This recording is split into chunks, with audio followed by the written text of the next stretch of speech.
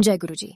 आज जो मैं आपके साथ सत्संग शेयर करने जा रही हूँ वो बहुत ही सुंदर और गुरु जी के अद्भुत चमत्कारों से भरा हुआ है। और आज जो हम सत्संग सुनेंगे वो श्रीमती ललित माथुर आंटी जी का है और आंटी जी दिल्ली से है। और जानेंगे गुरु जी की कृपा कैसे हुई उन पर। ये सारी चीज आज मैं आपके साथ इस सत्संग में साझा करूंगी, इसलिए सब सत्संग के अंत तक बने रहना और सत्संग को बहुत ध्यान से सुनना हो सकता है। इस सत्संग से आपके कई सवालों के जवाब आज आपको मिल जाए। चलिए आज का सत्संग शुरू करें। जय गुरु जी। गुरु जी के कमल चरणों में मेरा सदर नमन अपने जीवन में हुए समस्त चमत्कारों के लिए भरे मन से मैं गुरु जी को सम्मान एवं आभार प्रकट करती हूँ। हम उनके अत्यंत कृतज्ञ हैं क्योंकि उन्होंने हमें अपनी छत्र छाया में स्वीकार किया है।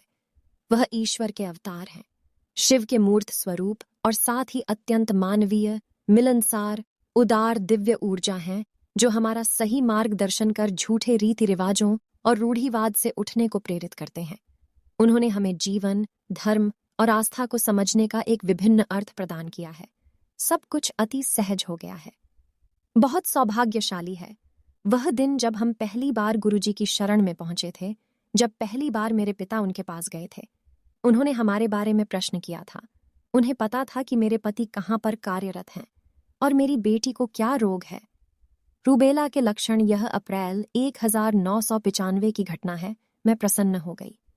मेरी गर्भावस्था के पहले तिमाही में मुझे जर्मन खसरा हो गया था। अतः अदिति को जन्म से ही अनेक समस्याएं थीं, जिसके कारण उसमें दृष्टि दोष था। जन्मजात मोतियाबिंद के कारण उसे लघु ऑप्थेल्मिया, लघु शुक्ल, निस्तेग्मस और अधिमंथ जैसी जटिल समस्याएं उत्पन्न हो गई थीं। अपने छोटे से जीवन के प्रथम 2 वर्षों में उसकी आंखों की 5 शल्य क्रियाएं हो चुकी थीं, 3 मोतियाबिंद के लिए और शेष 2 अधिमंथ के लिए। इतना सब कुछ होने के बाद भी उसकी दृष्टि में कोई विशेष अंतर नहीं आया थी। अखिल भारतीय आयुर्विज्ञान संस्थान के चिकित्सकों को भी कोई विशेष आशा नहीं थी। उनके अनुसार क्योंकि उसका दृष्टिपटल क्षतिग्रस्त था, वह कभी भी पूरी तरह से स्पष्ट देख पाएगी इसकी संभावना बहुत कम थी। इस दृष्टि दोष के अलावा उसके हृदय की एक धमनी जो जन्म के बाद बंद होनी चाहिए थी, बंद नहीं हुई थी। अतः उसे PDA नामक रोग भी था। यह उसके 3रे वर्ष में शल्य क्रिया द्वारा ठीक किया गया। इन सब समस्याओं के कारण उसका विकास बहुत धीमी गति से हो रहा था। शारीरिक व्यायाम प्रक्रियाओं की सहायता से उसने 3 वर्ष की आयु में चलना प्रारंभ किया तो हमने उसे स्कूल भेजना आरंभ कर दिया। मनोवैज्ञानिक परीक्षणों से पता लगा कि उसका बौद्धिक स्तर केवल 70 से 79 की श्रेणी में है।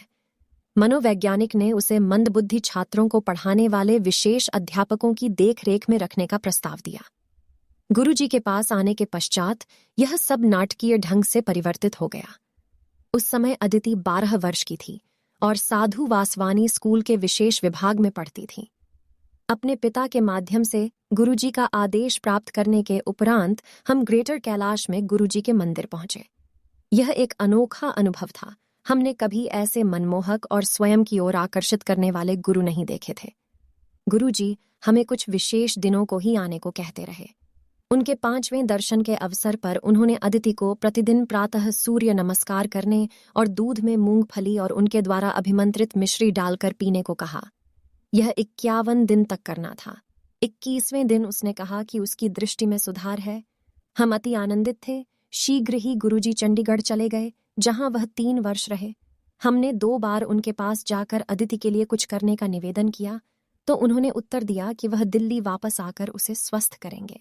1998 को बैसाखी के दिन जब गुरुजी का फोन आया और उन्होंने उस दिन शाम को सुल्तानपुर में स्थित एम्पायर एस्टेट में आने के लिए कहा तो मेरी प्रसन्नता का ठिकाना नहीं रहा।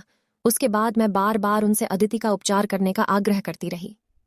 उन्होंने किया, पर अपने ढंग से जून 1998 में एक दिन वह हमारे घर आए। अगले दिन ही हम पुनः आनंदित हुए जब अदिति समाचार पत्र और अपनी 10वीं कक्षा की पुस्तक के छोटे अक्षर भी पढ़ पाई, जो पहले नहीं कर पाती थी। यह दिव्य हस्तक्षेप नहीं तो और क्या है। ऐसा चमत्कार तो केवल ईश्वर से ही संभव है। उसके बाद अदिति के सब भौतिक परिमाणों में भी अभूतपूर्व वृद्धि हुई। उसने 10वीं, 12वीं और स्नातक के प्रथम वर्ष की परीक्षाएं प्रथम श्रेणी में उत्तीर्ण करी हैं और अब वह समाज विज्ञान में स्नातक कर रही है। जीवन के वह काले बादल अब छंट गए हैं। 13 वर्ष पूर्व हमें विश्वास नहीं था कि वह यह सब करने में सक्षम हो पाएगी। गुरुजी के आशीर्वाद से अदिति में अत्यधिक सुधार हुआ है। न केवल उसकी दृष्टि, दोनों दूर और निकट की, बहुत अच्छी हो गई हैं, उसकी स्मरण शक्ति भी बहुत उन्नत हुई है। पिछले वर्ष 2007 जब उसका दृष्टि परीक्षण हुआ तो वह एक और पंक्ति पढ़ पाई थी। अदिति अब एक आत्मविश्वासी किशोरी है, मेरे लिए इसका क्या अर्थ है? उसके भविष्य की चिंता छोड़कर मुझे विश्वास हो गया है कि गुरुजी उसका ध्यान रखेंगे। मुझे अब शांति प्राप्त हो गई है और मैंने संसार से प्रश्न करना छोड़ दिया है। मैं क्यों? मेरी प्रथम संतान के साथ ही ऐसा क्यों हुआ? गुरुजी ने न केवल हमारे जीवन परिवर्तित कर दिए हैं, उन्होंने हमें साहस और शक्ति से जीवन की समस्याओं का सामना करना सिखाया है। उनमें आस्था होने के कारण हमें विश्वास है कि उनकी छत्रछाया हमारे ऊपर बनी हुई है और कुछ प्रतिकूल नहीं हो सकता है। गुरुजी की कृपा के पात्र मेरे परिवार के अन्य सदस्य भी रहे हैं। उन्होंने मेरे पति को 3 बार मृत्यु का ग्रास बनने से रोका है। पहली बार वह जिस टैक्सी में यात्रा कर रहे थे वह सीधे जाकर एक अशोक लैंड ट्रक से टकरा गई। उसकी अवस्था इतनी विकृत हो गई थी कि देखने वालों ने सोचा कि कोई भी यात्री जीवित नहीं बचा होगा। दुर्घटना से कुछ ही पल पूर्व उन्हें झपकी आ गई थी। फिर भी उनको केवल भौं, ठोड़ी और एक दांत पर थोड़ी सी चोटें आईं और वह बच गए। उनकी भौं और ठोड़ी पर कुछ टांके अवश्य लगे। आश्चर्यजनक रूप से उन्होंने वारंगल से अपनी यात्रा आरंभ करने से पूर्व शिव मंदिर में जल अर्पित किया था और विशेष पूजा करी थी, जो साधारणतः वह ऐसे अवसरों पर नहीं करते। फिर क्या हम कहते नहीं हैं कि गुरुजी ही शिव हैं? 13 दिसंबर 2001 को जब आतंकवादियों ने संसद भवन पर आक्रमण किया था तो मेरे पति उससे कुछ क्षण पूर्व प्रवेश करने वाले अंतिम व्यक्ति थे। उनके घुसने के तुरंत बाद गोलियों की ध्वनि से वातावरण गूंज उठा और जिस सुरक्षा कर्मचारी ने उनको प्रवेश करवाया था उसकी भी मृत्यु हो गई। निश्चित रूप से गुरुजी मेरे पति की रक्षा कर रहे थे। तीसरा अवसर श्रीनगर के गोल्फ मैदान में आया। अंधेरा होने के बाद मेरे पति के मन में वहां टहलने का मूर्खतापूर्ण विचार आया और वह घूमने निकल पड़े। एक मोड़ पर उन्हें लगा कि उन्होंने एक कुत्ते को थोड़ी दूरी पर देखा है। वह आश्चर्यचकित थे कि इतनी सुरक्षा होते हुए कोई आवारा कुत्ता कैसे प्रवेश कर सकता है कि उसी समय उस प्राणी ने उनमें रुचि दिखाकर उनकी ओर बढ़ना शुरू कर दिया। तब उन्हें आभास हुआ कि पूंछ हिलाता हुआ वह प्राणी पूर्ण विकसित तेंदुआ है। वह अपने स्थान पर जड़ हो गए। उन्होंने उसे जाने का संकेत दिया और अविश्वसनीय रूप से उस तेंदुए ने उनकी आज्ञा का पालन किया।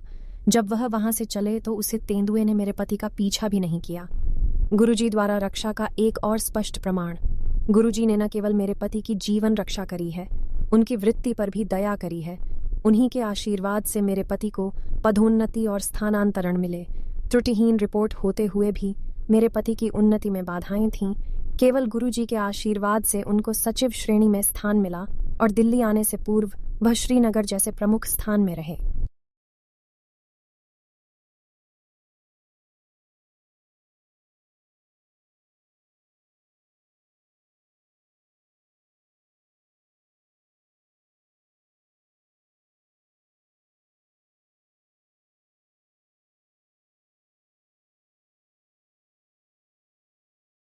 एक 1997 में मेरा पुत्र एक मोटरसाइकिल के पीछे बिना हेलमेट के यात्रा कर रहा था कि एक तेजी से जाती हुई कार से दुर्घटना हो गई।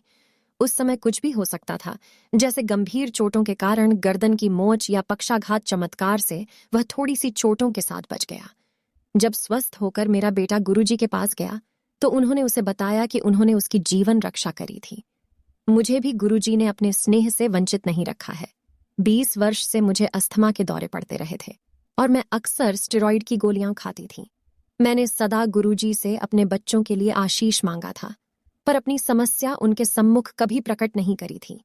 3 वर्ष पूर्व मुझे अचानक आभास हुआ कि मेरा श्वास रोग समाप्त हो गया है। गुरुजी ने बताया कि उन्होंने मुझे स्टेरॉइड से मुक्त कर दिया है, जो सत्य है क्योंकि उसके बाद मुझे कभी उनकी आवश्यकता ही नहीं पड़ी है। 3 ग्रीष्म ऋतुओं से मुझे हल्का ज्वर रहने लगा था, जो 6 मास तक रहता था और मुझे शक्तिहीन कर देता था। रक्त परीक्षण कैंसर या तपेदिक की ओर संकेत दे रहे थे। चिकित्सकों ने अन्य अनेक परीक्षण करवाने को कहा था। मेरे पति ने मेरी समस्या का उल्लेख गुरुजी से किया तो उन्होंने प्रतिदिन अभिमंत्रित पान के पत्ते सिर के नीचे रखकर सोने को कहा। कुछ ही दिन में मेरा ज्वर कभी वापस नहीं आने के लिए विलीन हो गया। अपने परिवार पर गुरुजी की दया वृष्टि का मैं लगातार वर्णन कर सकती हूँ। उन्होंने मेरे माता और पिता को कैंसर से मुक्त किया है। मेरे पिता उनके पास 1995 में अपनी कैंसर की शल्यक्रिया के पश्चात गए थे। उसके बाद उन्हें कभी यह रोग नहीं हुआ, यद्यपि परिवार में उसकी अनेक दुखद घटनाएं हुई हैं। मेरी माँ को उनकी शल्यक्रिया के पश्चात कभी कीमोथेरेपी की आवश्यकता नहीं पड़ी। शल्यक्रिया की पूरी अवधि में उन्हें लगा कि गुरुजी ने उनका हाथ पकड़ा हुआ है। गुरुजी के दर्शन के समय उन्होंने उन्हें एक गुलाबी और स्वर्ण रंग की साड़ी भी दी।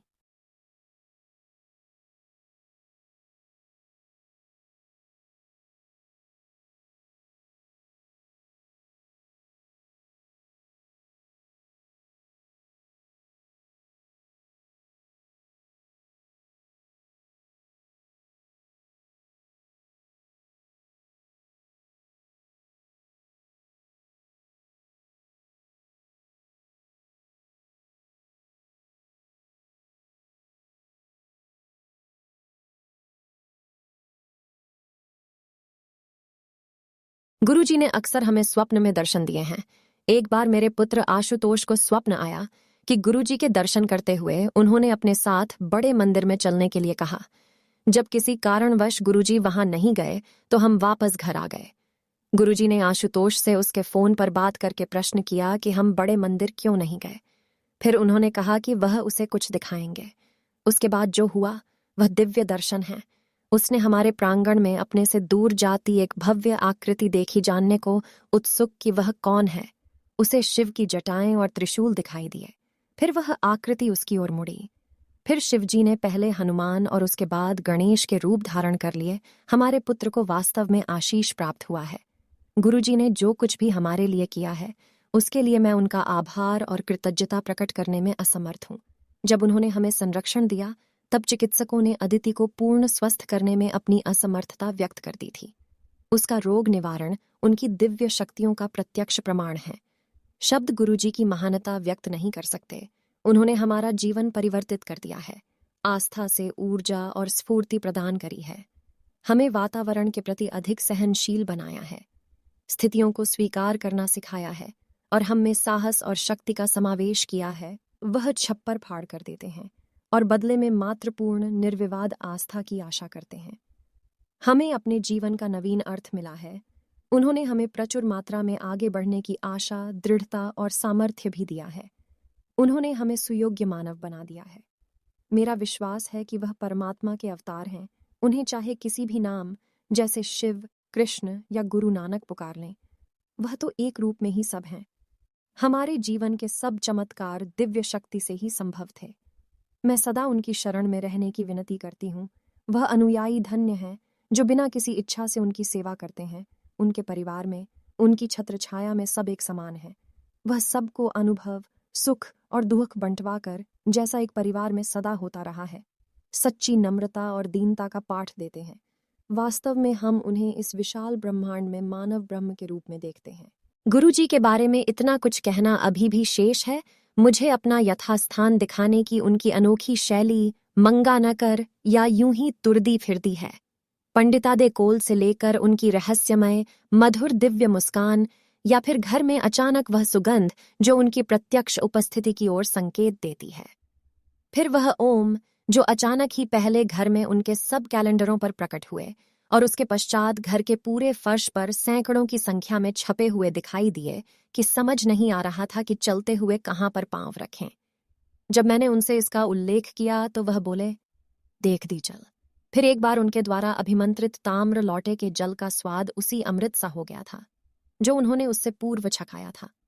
गुरुजी की सबसे प्रमुख बात है कि उनसे सहजता से बिना झिझक बात करी जा सकती है। ऐसी चिंता कभी नहीं हुई या ऐसा प्रतीत हुआ हो कि उन्होंने हमारी बात नहीं सुनी और हमारी किसी समस्या का समाधान नहीं किया हो। विश्वासपूर्वक मैं यह निष्कर्ष निकाल सकती हूँ कि किसी को अपने कष्ट बताने की भी आवश्यकता नहीं है। विनती है कि वह हमें सदा अपने संरक्षण में बनाए रखें। जय गुरुजी। अगर आपको आज का सत्संग अच्छा लगा हो तो आप इस सत्संग को और संगत के साथ जरूर साझा करें, जिससे वो भी महाराज का दिव्य आशीर्वाद प्राप्त कर सके। जय गुरुजी। शुक्राना गुरुजी।